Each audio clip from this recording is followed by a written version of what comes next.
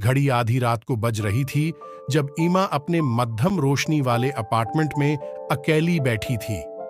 Refrigerator की नरम गूंज ही खामोशी को तोड़ रही थी। उसके फोन की घंटी बजी और उसने स्क्रीन पर नजर डाली। नामालूम नंबर।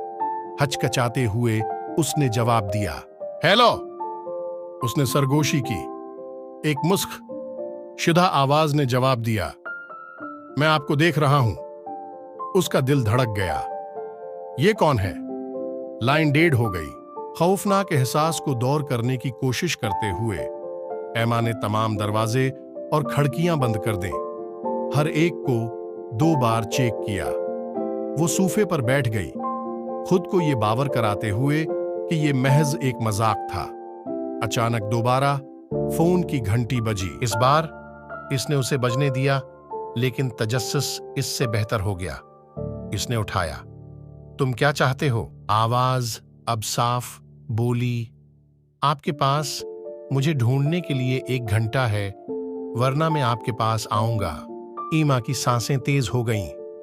उसने 911 डायल किया, लेकिन कॉल नहीं गुजरी। घबराहट में इजाफा हुआ। उसने अपने अर्द-गिर्द किसी भी चीज की तलाश की जिसे वो अपने दिफा के लिए इस्तेमाल कर सकती थी। बावर्ची खाने में छुरी एक अच्छा ख्याल की तरह लग रहा था। फिर फोन एक बार फिर बज उठा। एक टेक्स्ट मैसेज, तुम्हारा वक्त खत्म हो रहा है। अचानक बेडरूम से एक जोरदार आवाज आई। एमा जम गई। चाकू को मजबूती से पकड़कर उसने आवाज की तरफ इशारा किया। दरवाजा खटखटाया। एक खाली कमरा जाहिर हुआ। बस्तर पर एक ही गुलाब पड़ा था। इसकी पंखड़ियां गहरी सरखी माइल थीं। वो महतात अंदाज में करीब आए और फोन दोबारा बजने लगा। करीब आ रहा है। पैगाम पढ़ा। उसने अलमारियों, बस्तर के नीचे, हती के बाथरूम भी चेक किया। कुछ भी नहीं। जब वो कमरे में वापस आई तो फोन फिर से बजने लगा। अभी या कभी नहीं। ईमा की मायूसी इज्म में बदल गई। उसके साथ खुलवाड़ नहीं किया जाएगा।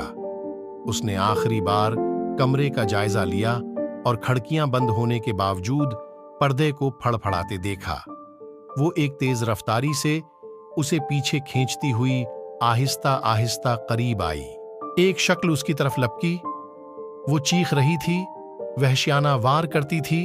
जोर से सांस लेकर वो रोशनी पर पलट गई। वहां एक आदमी पड़ा था। खून बह रहा था, लेकिन मुस्कुरा रहा था। तुमने मुझे ढूंढ लिया, इसने हानिपते हुए कहा। आखिरी बार फोन की घंटी बजी। खेल खत्म। जैसे ही उसकी आंखों से जान निकल गई, एमा का फोन फिर से बजने लगा। कांपते हाथों से उसने जवाब दिया। बहुत खूब एमा, आवाज ने कहा, लेकिन ये तो सिर्फ शुरुआत थी। लाइन डीड हो गई। खामोशी में घड़ी ने जोर से टकटक किया और उसे एहसास हुआ ये तो एक डरावना ख्वाब था।